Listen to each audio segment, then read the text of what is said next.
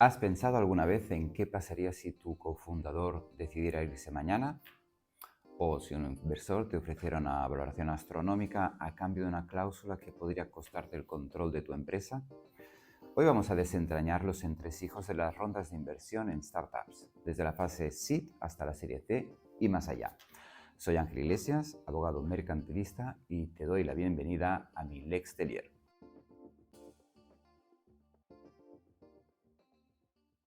Antes de sumergirnos en los detalles, definamos qué es una ronda de inversión o de financiación. Es un proceso por el cual las empresas obtienen capital para desarrollar sus proyectos, pues gracias a la aportación de dinero de distintos inversores. Estos inversores obtienen a cambio una participación en el capital social de la empresa, convirtiéndose, por tanto, en socios. Empecemos por el principio. La ronda semilla o seed son las primeras rondas de financiación que recibe una startup. Normalmente proviene de los fundadores o de su círculo cercano, familiares y amigos. Es el famoso 3 Fs de Friends, Fools and Family. Sirve para financiar el proyecto en su proceso inicial y pasar así de una idea a un negocio. Aquí es donde muchos fundadores se enfrentan a su primera gran prueba. Por ejemplo, tenemos la anécdota de Brian Chesky, cofundador de Airbnb, que recuerda cómo en 2008 fue rechazado por 7 de los principales inversores de Silicon Valley. Aquella ronda de financiación pretendía levantar solo $150.000 sobre una valoración total de la empresa de $1,5 millones. Es decir, en aquel momento poner $150.000 habría supuesto hacerse con un 10% de Airbnb hoy. Casi nada. Hoy Airbnb vale alrededor de $78.000 millones. Según dice Chesky, guarda esos correos de rechazo como recordatorio de que la perseverancia es clave. En esta etapa de la vida de la empresa, los desafíos típicos son falta de tracción o métricas sólidas, dificultad para valorar la empresa, convencer a los inversores con solo una idea o un prototipo. Y tiene sentido que esas sean las grandes dificultades de las empresas, pues están empezando y esa startup todavía no se ha enfrentado con el mundo real. La competencia, y a veces siendo propuestas innovadoras, no puede haber referencias, ni con el tiempo, pues son de reciente creación y tienen a menudo todo por hacer. De hecho, una regla no escrita de los inversores más institucionales es que no invierten en ninguna empresa cuyo líder o núcleo duro empresarial no haya fracasado al menos un par de veces. Absurdo, ¿verdad? Pero tiene todo el sentido del mundo, porque significa que ese emprendedor ya está más regado en batallas y no hará propuestas irreales, más típicas de fundadores inexpertos. Porque las startups, en sus fases iniciales, se enfrentan a lo que se define como el Death Valley, que es el periodo en el que la startup todavía no genera suficientes ingresos para cubrir sus gastos. Durante esta fase, la empresa consume rápidamente su capital inicial sin tener una fuente de ingresos estables. Sus gastos operativos son elevados mientras se desarrolla el producto o servicio cuando aún no ha logrado generar ventas significativas, con lo que el riesgo de quedarse sin fondos antes de alcanzar la rentabilidad es muy alto. Este periplo en el Death Valley o Valle de la Muerte puede durar desde unos meses hasta varios años, dependiendo del sector y el modelo de negocio, por lo que la financiación es vital para su subsistencia. En esta etapa, las startups suelen emitir participaciones sociales comunes, que otorgan derechos de voto y participación en ganancias, pero sin preferencias especiales. Tras superar el Valle de la Muerte y alcanzar el break-even o punto de equilibrio, entramos en las rondas de financiación más estructuradas. La Serie A es el siguiente paso. Aquí la cantidad de dinero que se invierte es mayor que en la ronda semilla.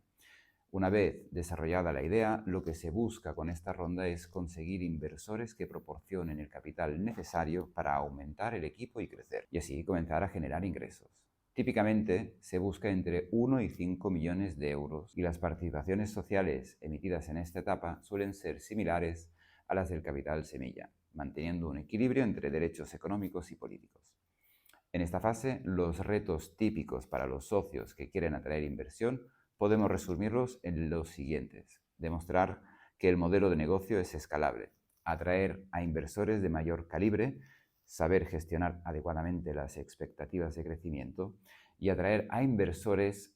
Según CB Insights, la valoración promedio que obtienen las empresas que buscan financiación en una ronda de Serie A es de unos 25 millones de dólares. Este número ha ido aumentando constantemente en los últimos años, ya que cada vez más empresas emergentes pueden recaudar mayores sumas de dinero en esta etapa.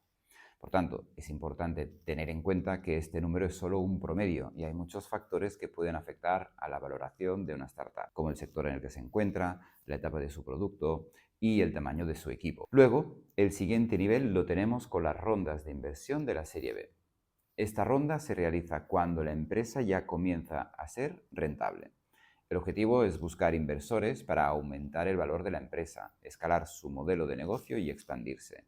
El capital necesario, obviamente, será mayor que en una serie A y generalmente ronda entre los 5 y 20 millones de euros.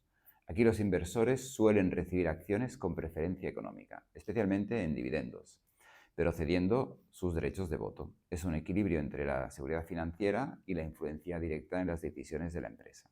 En esta etapa, las startups tienen un producto ya refinado, una base de clientes más grande y un modelo de negocio escalable y probado, lo que demuestra potencial de crecimiento y rentabilidad. Por tanto, el objetivo principal de la financiación en esta fase es impulsar un rápido crecimiento invirtiendo en ventas, marketing, desarrollo de productos y expansión del equipo.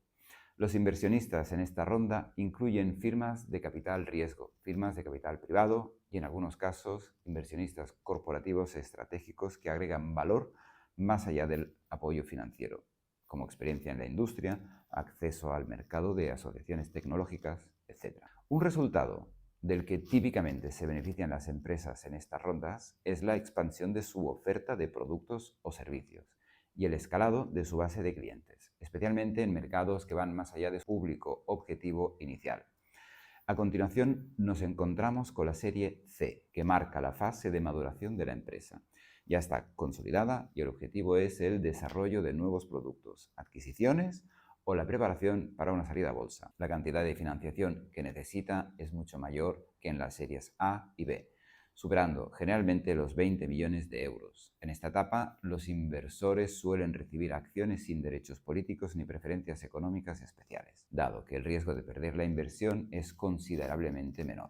A un nivel todavía más avanzado tenemos las series Growth, donde la empresa ya tiene un alto potencial de crecimiento y busca una expansión acelerada. Y sus objetivos de financiación se enfocan en acelerar el crecimiento de la empresa para convertirla en una gran empresa, posiblemente expandiéndose a nuevos mercados o adquiriendo otras compañías. Aquí las cantidades ya son de importes elevadísimos. Pero bueno, es importante notar que todas estas definiciones e importes son orientativos. En la práctica, los importes de las inversiones pueden variar significativamente dependiendo del sector, el país y el momento económico, como ya he dicho antes, ¿no? Ahora veamos algunos ejemplos prácticos para entender mejor cómo funcionan estas rondas en el mundo real. Tomemos el caso de Dropbox. En 2011, Dropbox lanzó una ronda de financiación de 250 millones de dólares, valorando la empresa en 4.000 millones de dólares. Aunque por el monto podría parecer una serie C o posterior, esta fue en realidad una serie B. Esto ilustra cómo las definiciones estándar de las series pueden no aplicarse siempre, especialmente en empresas de alto crecimiento en sectores tecnológicos. Lo interesante de esta ronda de Dropbox es la cláusula antidilución que tenían pactada.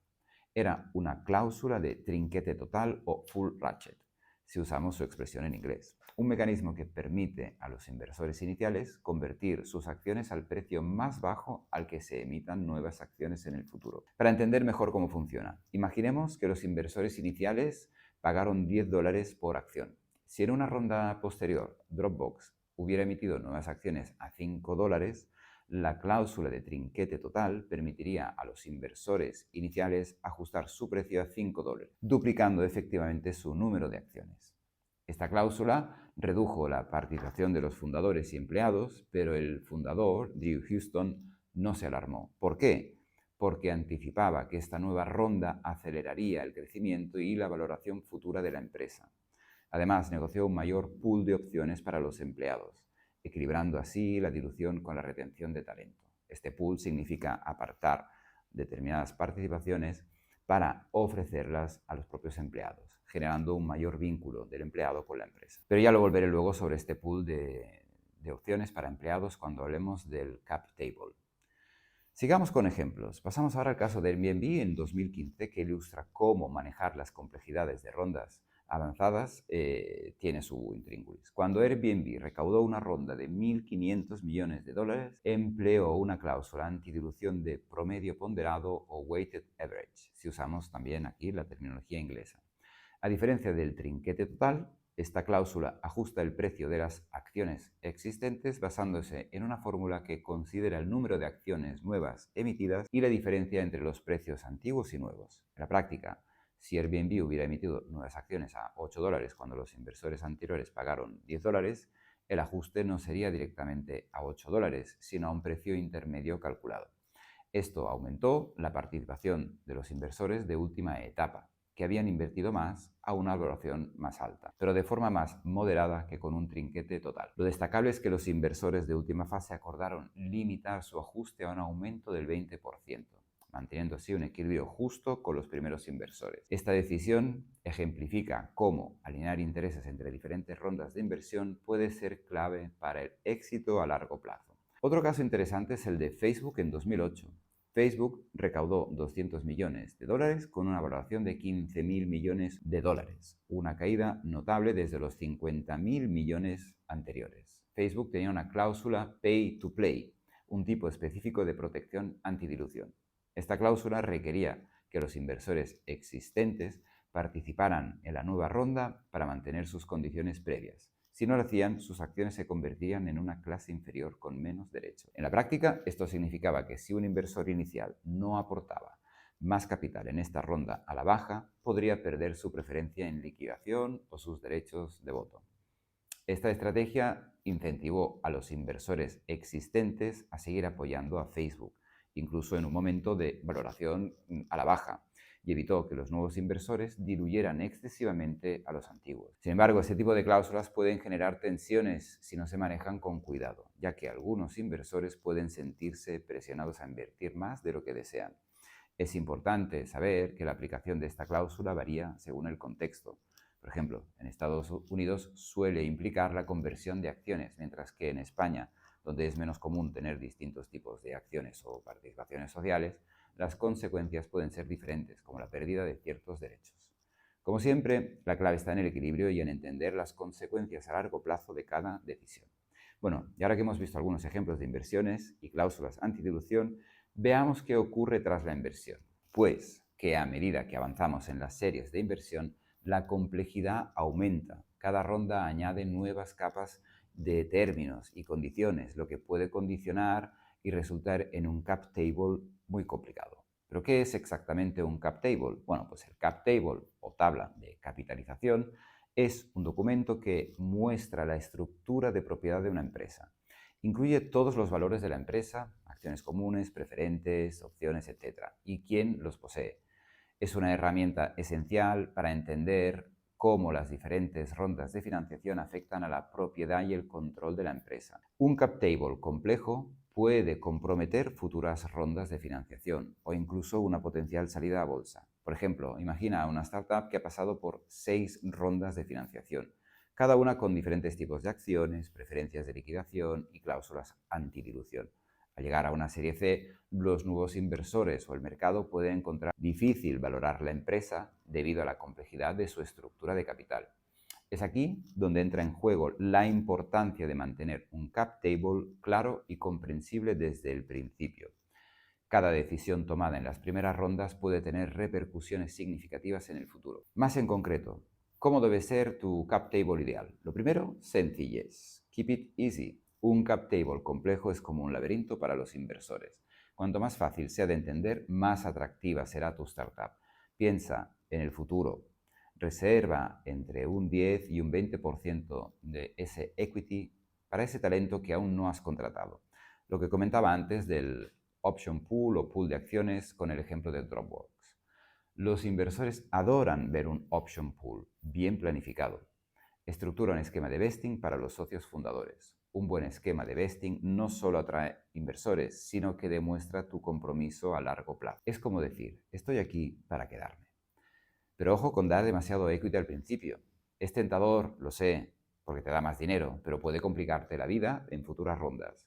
Piensa en tu cap table como un pastel. Si repartes demasiado al principio, ¿qué ofrecerás después? La transparencia es oro. Un cap table actualizado y claro construye confianza con tus inversores actuales y futuros. Es como llevar las cuentas claras. A veces diferentes clases de acciones pueden ser tu mejor aliado. Acciones comunes, preferentes, cada una tiene su papel en el equilibrio de intereses. Y ahora hablemos de dilución. Ya hemos visto algunos ejemplos emblemáticos, pero entiende bien cómo las cláusulas antidilución pueden afectar a tu cap table, pues pueden ser un arma de doble filo si no las manejas con cuidado.